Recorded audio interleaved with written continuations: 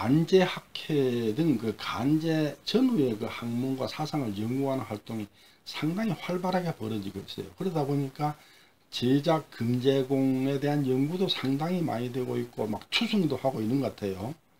근래 그 제가 보니까 그 옥류동에 금제가 살았던 집터에다가 뭐 전주 환병문화관을 짓는데요. 그렇게 상당히 선양 활동을 하고 있는가 봐요. 이 편지는 1922년 임술년 12월 21일에 금제공이 매천여록으로 유명한 매천 황현의 동생 석전 황원 앞으로 보낸 편지이다. 황현 형제는 전남 구례 사람으로 황현은 1910년 경술국치 때 자결하였고 동생 황원은 1944년 장식해명과 신사참배 강요를 거부하며 절명시 이수를 남기고 자결하였다. 11월 17일은 순국선열의 날입니다. 나라를 위해서 목숨을 바친 분들을 잊지 않기 위해서 정한 날인데요. 자, 그런데 잘 관리돼 있어야 할 현충시설이 훼손돼 있거나 주변에 쓰레기가 널려 있어서 눈살을 찌푸리게 합니다. 홍정희 국민기자가 취재했습니다. 길을 가다 문득 보면 현충시설인지도 잘 모르겠고 최소한 울타리라도 쳐야 하지 않나 하는 생각이 들어요. 문제는 현충시설로 지정돼 있지 않은 순국선열 추모 공간은 관리가 더 허술하다는 점. 호남 지역을 대표하는 유학자이자 전주 지역 항일투쟁을 이끌었던 최병심 선생의 사당과 묘소는 흉물처럼 변한 채 방치돼 있습니다. 제가 나와 있는 이곳은 금제 최병심 선생을 모신 사당입니다. 사당은 이처럼 곳곳이 훼손되어 어떤 용도로 쓰였는지 알 수조차 없습니다. 우리나라의 독립을 위해서 애쓰신 분을 기리는 곳인데 이렇게 방치된 모습을 보니 너무 아쉽고 안타깝습니다. 현재 국가보훈처에 등록된 현충시설은 전국적으로 모두 2,000여 곳. 하지만 상당수 현충시설과 순국선열을 기리기 위한 추모공간이 사실상 방치되어 있는 겁니다. 영상을 보면은 그 묘비에서 그 최자, 성씨 최자를 누가 파버렸어요. 그걸 누가 봤을까요? 흔히 그 가문의 명예를 훼손하거나 잘못을 저지른 사람을 족보에서 파버린다, 뭐 이런 말을 하는 사람이 있죠. 제가 뭐 구체적인 물증은 없습니다만, 그건 훼손한 사람이 금제공이 최씨가 아니면 좋겠다고 생각하는 사람이라고 생각해요. 아니면은 최씨 가문에서 쫓아내버리겠다고 생각하는 사람이라고 생각해요. 그러니까 금제공이 최씨가 아니면 좋겠다고 생각하거나 최씨 가문에서 쫓아내고 싶다고 생각하는 사람이라면 그 사람이 최씨겠죠. 그러니까 최자를 파버렸겠죠.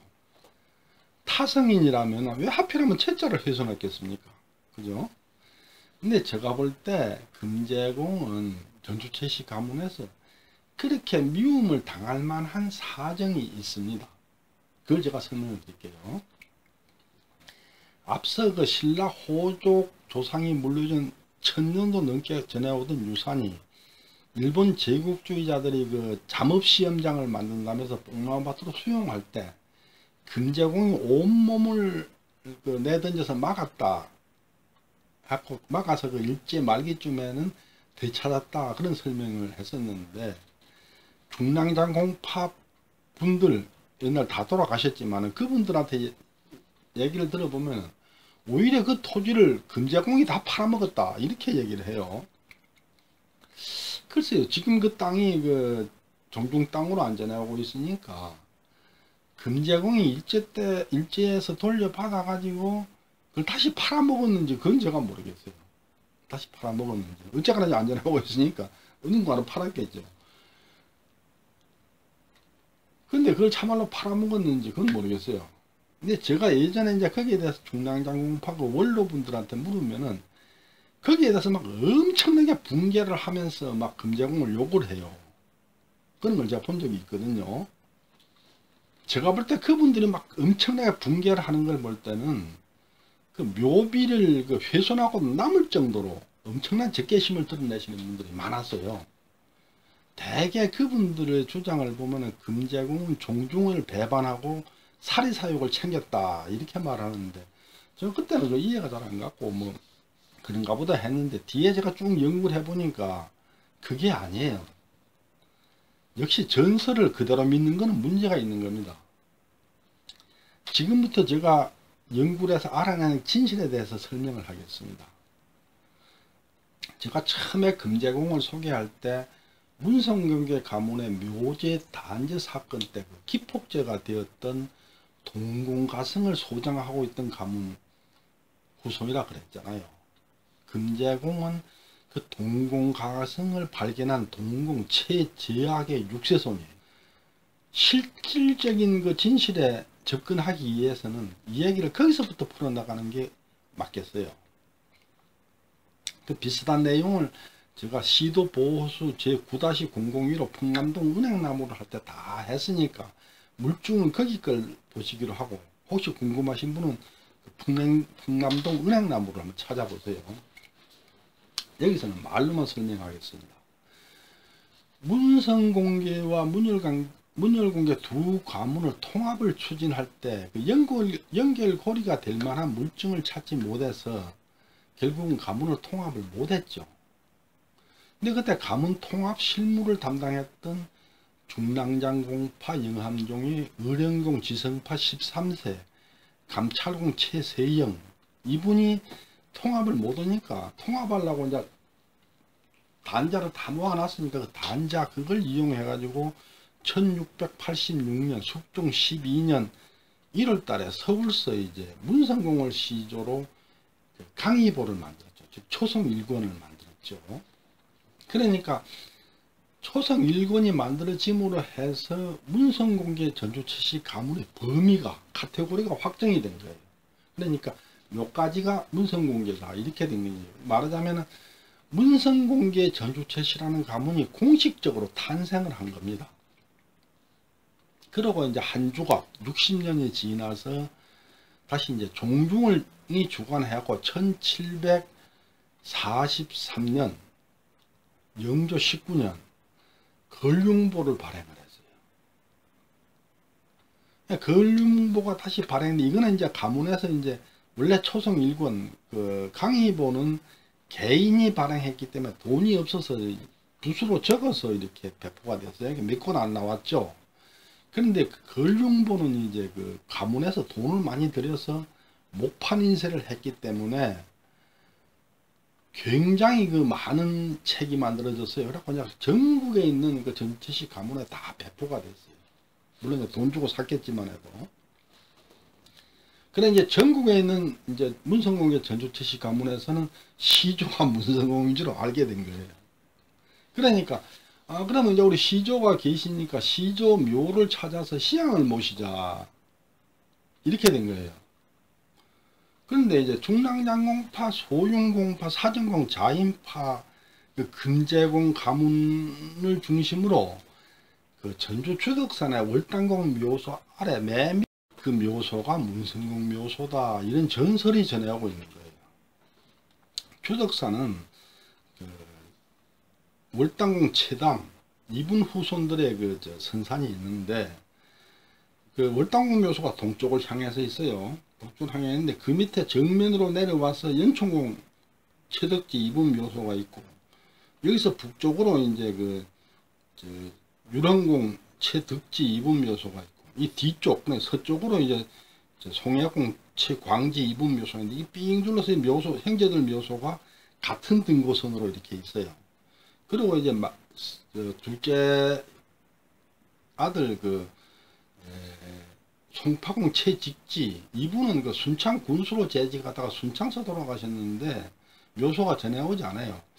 아마 제가 볼 때는 그 순창어디에 나라에서 그 장례를 치러줬다고 그 세종실록에 적혀 있거든요. 그러니까 묘가 있을 텐데 못 찾고 있죠. 그리고 이제 유령공 묘소 앞에가 이제 소윤공파 주로 이제 사정공 자인파 후손의 선산이 이렇게 있고 연천공 묘소 밑에가 이제 연천공 후손 또 묘소가 이렇게 선산을 이루고 있었어요. 근데 묘제 단제 사건 이후로 이제 연천공 묘소 주변에 있는 묘는 다 이장을 했고 지금 아직도 유령공 묘소 앞에는 그 사정공 자인파 후손 묘소가 사정공 묘도 있고 좀 묘가 많이 있죠. 근데 연천궁 묘소 앞에 그 100m 정도 밑에가 고려시대 양식의 그 석축 방분, 그러니까 네모진 그 돌로 싼 무덤이 하나 있는 거예요. 말하자면 그러니까 이제 금제공 가문에서는 그 석축 방분이 문성공 묘소다 이런 전설이 전하고 있었어요. 그런데 강희보라든지 걸륜보 이런 족보에는 문성공 묘소에 대해서는 아무 언급이 없어요. 언급이 없고, 걸륜보에 보면은 중랑장공 묘소가 추덕산에 있다 이렇게 적혀 있는 거예요. 그러니까 걸륜보를 본 사람들은 혹시 저 석축 방분이 중랑장공 묘소 아닌가 이렇게 생각할 수 있게 된 거죠. 근데 이제 알렘사 공파는 경상도에만 살고, 대호군 공파가 뭐 전주 부근 김제 진안 남원 열로 살고, 판사 공파가 무주 살아요. 근데 전주 이론에서는 사실은 중랑장공파, 사정공 자인파하고 연총공파, 교도공 개선파 이 두 파만 거기에 있으니까 석축 방분에 대해서 그게 뭔지 아는 사람은 사정공 자인파 사람하고 교도공 개선파 사람밖에 없는 거예요. 다른 사람 잘 몰라, 뭔 데 있으니까.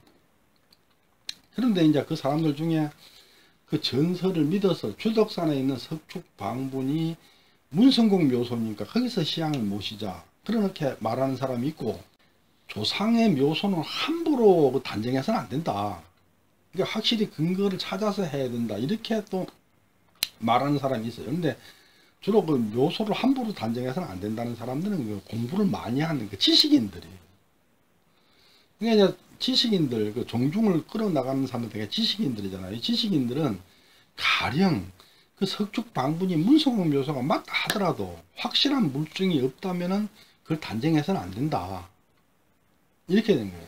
그런데도 자꾸 이제 그 석축 방분이 문성공 묘소라는 의견이 비등을 하니까 1795년 정조 19년에 그 석축 방분을 발굴 조사를 하기로 이제 했고 전국으로 통문을 보냈어요.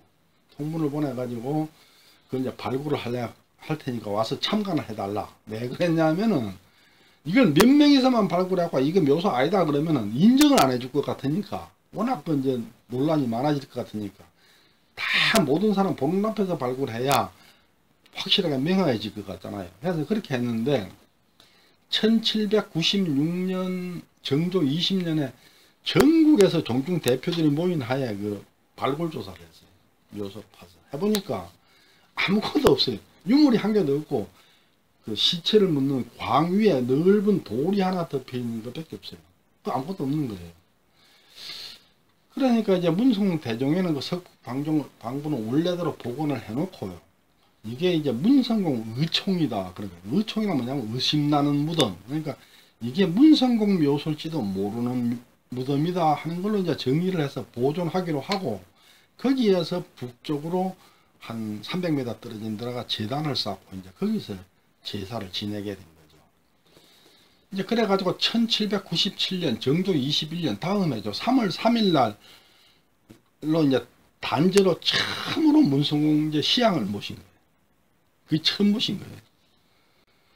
그래 이제 그때부터 시향을 모시는데, 근데 이제 걸륜보를 만든 지 한 조각 60년이 다가오니까 족보를 다시 만들어야 되잖아요. 그래 가경보를 만들기 위해서 각 종중에다가 단자를 보내달라고 통문을 보냈는데, 그 중랑장공파, 사정공 자인파, 동공 가문에서 일찍이 단자를 보내왔는데 그게 1803년 초예요. 상당히 일찍 보낸 거죠. 보냈는데 그 단자에 뭐라고 적혀 있냐면은 월당공 묘소는 문성공 묘소 서쪽 위에 있다 이렇게 적혀 있는 거예요.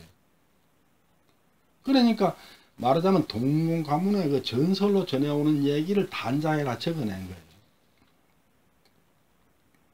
근데 그때는 그 묘제 단제 사건이 일어나기 50년 전이기 때문에 아직 뭐 묘제파 단제파 이런 개념 자체가 없고, 어떤 사람은 뭐 문성공 묘소다고 믿거나 어떤 사람은 아니라고 믿거나 뭐 추정하는 이런 상태였는데, 동공 가문이 낸 단자에 글이 적혀 있으니까 그 전설이 그 동공 가문에서는 사실이라고 믿었다는 얘기가 되겠죠.